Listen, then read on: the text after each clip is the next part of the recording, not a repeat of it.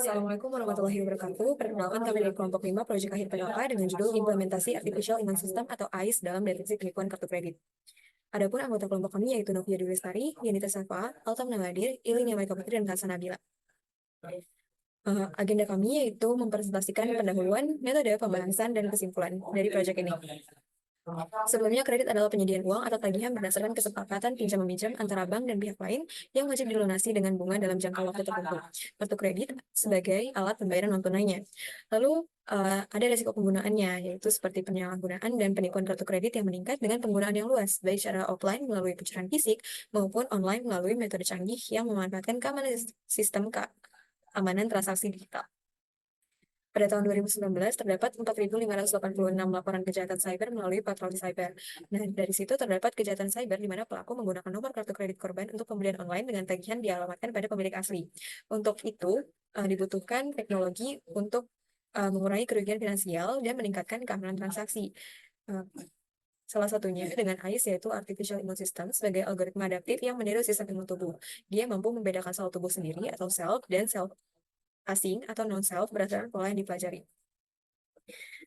Lalu rumusan masalah yang kami angkat adalah bagaimana cara algoritma AIS membantu dalam mengefektifkan dan mengefisienkan proses deteksi penipuan kartu kredit dan bagaimana cara menciptakan sistem deteksi penipuan kartu kredit yang cerdas menggunakan AIS.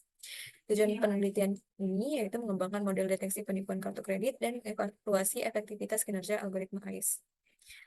Lalu, apa itu Artificial Immune System? AIS adalah algoritma adaptif yang terinspirasi oleh sistem kekebalan tubuh manusia yang dikembangkan oleh Neal et al. Pada tahun 1998 dengan fokus utama pada 3 teori imunologi, yaitu seleksi klonal, jaringan imun, dan seleksi negatif. Seleksi klonal yaitu dia mirip dengan proses bagaimana tubuh kita menghasilkan antibodi spesifik untuk melawan patogen. Lalu ada jaringan imun, yaitu sel-sel imun interaksi satu sama lain untuk meningkatkan kemampuan deteksi, dan ada seleksi negatif, yaitu proses penyaringan sel detektor agar tidak menyerang sel tubuh sendiri atau sel. Oke, selanjutnya ada bagian metode. Metode yang kita gunakan dalam penelitian ini adalah Artificial Immune System untuk mendeteksi penipuan kartu kredit.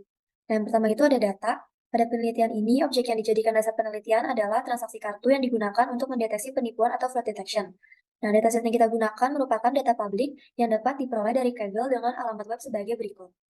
Nah, berdasarkan data tersebut, atribut atau variabel yang ada itu sebanyak 8 atribut yang terdiri dari 7 atribut prediktor dan 1 atribut pair, yang nantinya itu akan dijadikan output pembeda dari hasil pemeriksaan. Selanjutnya di bagian kanan ini ada beberapa data pertama dari dataset yang digunakan. Oke, selanjutnya ada praproses data, di mana pada proses ini itu dilakukan pemecahan data menjadi 2 bagian berdasarkan label fraud. Nah, label fraud 0 itu untuk transaksi non-penipuan, dan label fraud 1 itu untuk transaksi penipuan. Nah, pada tahap ini itu dilakukan juga penyeimbangan antar dua label dengan mengambil sampel sebanyak 1.500 data untuk tiap label dan diacak guna memastikan distribusi data yang seimbang dan acak. Selanjutnya ada ekstraksi fitur, di mana pada proses ini itu dilakukan pemisahan data menjadi fitur X dan label Y. Fitur-fitur tersebut itu kemudian dinormalisasi untuk memastikan semua fitur berada pada skala yang sama. Setelah dilakukan normalisasi, data dibagi menjadi set train atau set pelatihan dan set pengujian dengan rasio 80:20. Selanjutnya kita masuk ke dalam pemodelan. Pada proses ini itu dilakukan pemodelan menggunakan algoritma Artificial Immune System atau AIS untuk membuat model klasifikasi. Nah, terdapat 2 kelas yaitu antibody dan AIS. Antibody ini itu adalah unit dasar dalam AIS yang dipakai untuk melakukan klasifikasi. Setiap antibody ini memiliki posisi yang mewakili bobot fitur dan nilai fitness yang mengukur kinerja klasifikasi. Antibody-antibody ini diinisialisasi dan dimutasi untuk mencari solusi terbaik. Selanjutnya, proses pelatihan model itu digunakan dengan algoritma AIS. Pada setiap iterasi, antibody-antibody ini dengan nilai fitness yang lebih baik akan dipertahankan dan dimutasi. Proses ini itu terus berulang hingga kriteria pengantian itu terpenuhi. Dan yang terakhir itu ada evaluasi model. Evaluasi model ini dilakukan melalui beberapa metrik yang relevan sebagai berikut. Yang pertama ada confusion matrix, di mana ini tuh digunakan untuk mengevaluasi performa model dengan membandingkan hasil prediksi model dengan data aktual dalam dataset. Confusion matrix ini memberikan gambaran tentang seberapa baik model dapat membedakan antara kelas positif dan kelas negatif. Selanjutnya ada akurasi. Akurasi ini merupakan rasio prediksi yang benar terhadap total prediksi. Selanjutnya ada recall, di mana recall ini akan mengukur sejauh mana model dapat mengidentifikasi semua instance positif yang sebenarnya. Lalu ada precision, yang digunakan untuk mengukur sejauh mana model dapat mengidentifikasi instance yang diprediksi positif dengan benar. Lalu ada F1 score, merupakan rata-rata harmonik dari precision dan recall. F1 score ini akan berguna karena memberikan keseimbangan antara precision dan recall, khususnya ketika kelas positif dan negatif itu tidak seimbang. Lalu posisi terbaik ini digunakan untuk menampilkan posisi terbaik dari antibodi yang ditemukan selama proses pelatihan. Dan yang terakhir ini ada fitness terbaik, merupakan digunakan untuk menampilkan nilai fitness terbaik yang dicapai oleh model.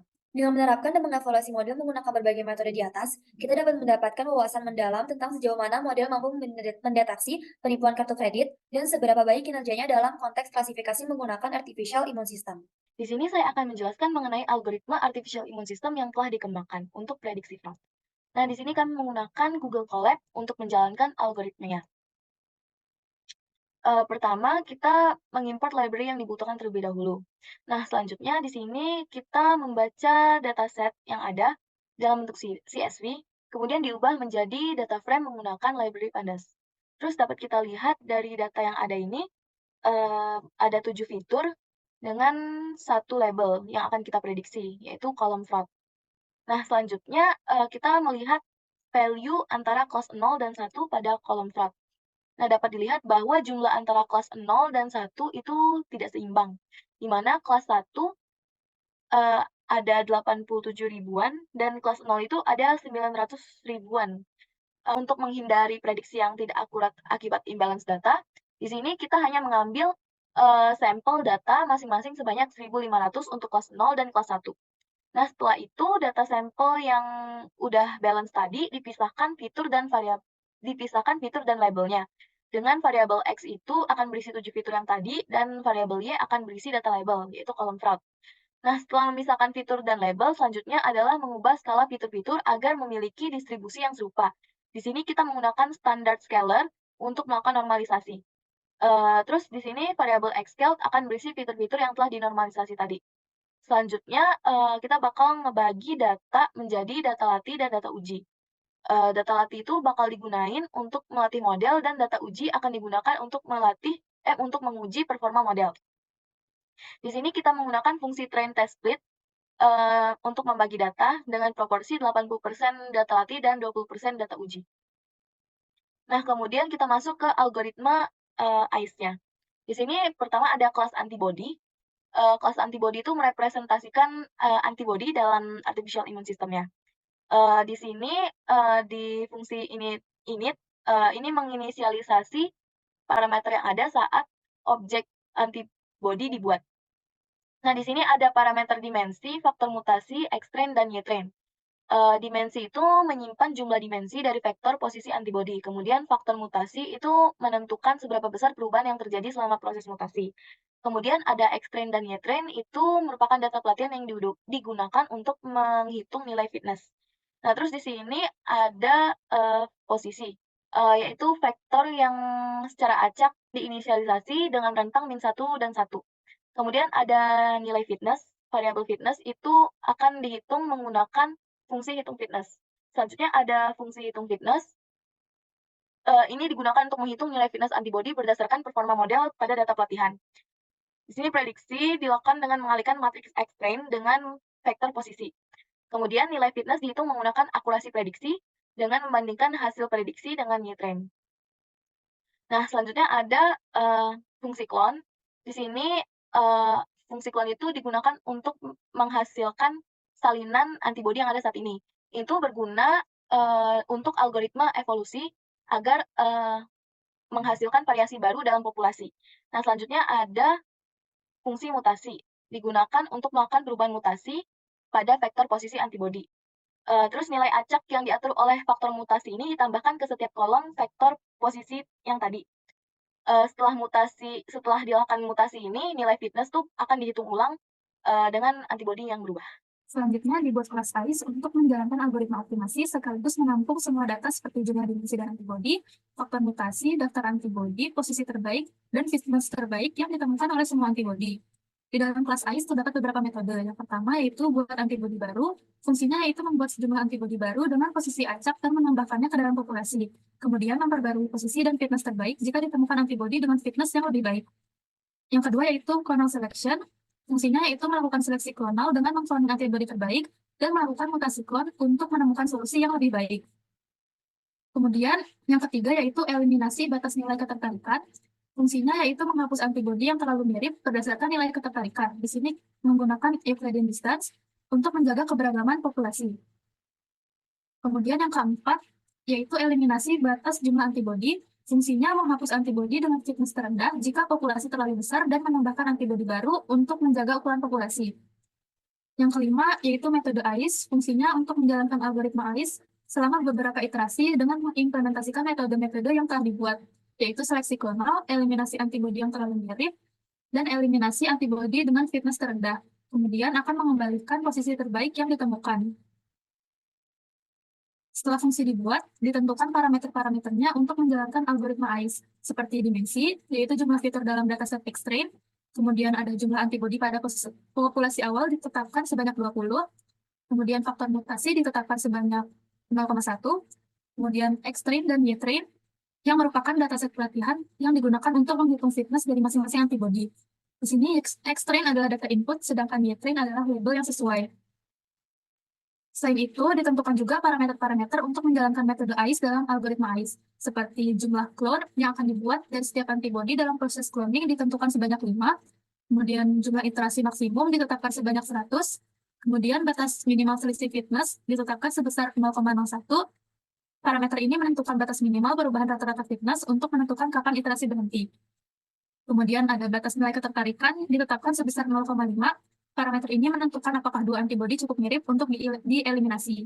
Kemudian ada presentasi antibodi baru yang ditambah dalam populasi tiap iterasi ditetapkan sebesar 0,2.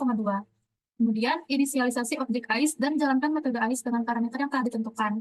Setelah dijalankan, hasilnya itu berupa vektor posisi terbaik yang ditemukan selama proses. Vektor ini berisi bobot terbaik yang ditemukan untuk klasifikasi berdasarkan dataset pelatihan. Hasil pembahasan di sini yaitu berupa visualisasi dari confusion matrix. Dapat dilihat bahwa di titik 0,0 dia true negatif sebanyak 310 transaksi yang sebenarnya bukan fraud diprediksi dengan benar sebagai bukan fraud. Nah, selanjutnya di titik 0,1 yaitu false positif sebanyak 18 transaksi yang sebenarnya bukan fraud diprediksi sebagai fraud.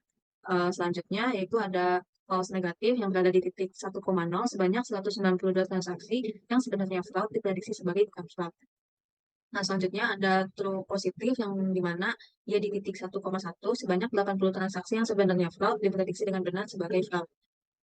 Selanjutnya, berdasarkan nilai-nilai di confusion matrix sebelumnya diperoleh perhitungan matriks evaluasi kinerja model. Di sini dapat dilihat bahwa akurasi sebesar 65% menunjukkan bahwa 65% dari seluruh prediksi adalah benar. Terus ada precision matrix yang sebesar 8,61% menunjukkan model cukup baik dalam memprediksi transaksi yang fraud. Jadi dari seluruh prediksi fraud, sejumlah 81,6% ini adalah benar. Nah, selanjutnya adalah recall. Recall ini dia rendah, yaitu sebesar 29,4%. Karena dia rendah, jadi model gagal dalam mendeteksi banyak transaksi yang fraud. Jadi sebanyak 29,4% dari seluruh transaksi fraud yang berhasil dideteksi. Dan yang terakhir ada F1 score, yaitu sebesar 43%, yang dimana kombinasi dari precision dan recall menghasilkan F1 score sebesar 43%. Jadi dia menunjukkan bahwa model cenderung lebih baik dalam menghindari false positif daripada mendeteksi semua fraud. Kesimpulan yang bisa kita ambil dari proyek ini yaitu AIS terinspirasi dari sistem kekebalan tubuh manusia dan dapat meningkatkan efisiensi dan efektivitas deteksi penipuan kartu kredit dengan akurasi model ini yaitu sebesar 65% dengan presisinya 81% yang menunjukkan kemampuan deteksi penipuan yang baik, dengan recall 28% yang menunjukkan kebutuhan peningkatan untuk mengurangi penipuan yang terlewat, dan F1 score-nya sebesar 44%. Dari sini AIS memberikan solusi pada pendeteksian penipuan kartu kredit meskipun masih memerlukan penyempurnaan untuk kinerja deteksi yang lebih baik. Sekian dari kami, kurang lebihnya mohon maaf. Wassalamualaikum warahmatullahi wabarakatuh.